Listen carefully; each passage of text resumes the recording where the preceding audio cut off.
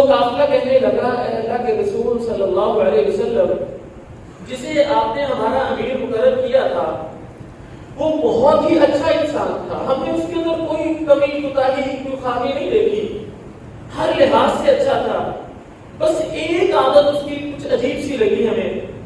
فرمایا وہ کیا؟ کہنے لگے صحابہ کرام کہ اللہ کے رسول صلی اللہ علیہ وسلم ہمارا امیر ہمیں جب بھی نماز پڑھاتا تھا، جب بھی کوئی نماز پڑھاتا تھا،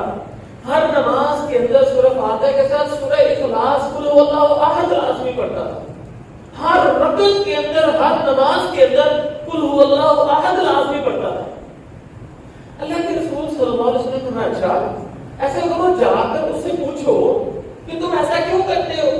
کیوں ہر رکعت میں ہر نماز کے اندر قل هو اللہ احد پڑھتے ہو؟ صحابی نے جا کے جب اس سے پوچھا کہ اللہ کے رسول صلی اللہ علیہ وسلم پوچھ رہے ہیں کہ تمہاری نماز کے اندر ہر رکعت کے اندر سورہ اخلاص لازمی ہوتی ہے، اس کی کیا وجہ ہے؟ فرمانے لگے وہ صحابی کہ مجھے یہ سورت بڑی پسند ہے کیونکہ اس سورت کے اندر میرے رب کی صفتیں بیان ہوئی ہیں، تو میرے رب کی صفات کی وجہ سے مجھے اس سورت سے بڑی محبت ہے۔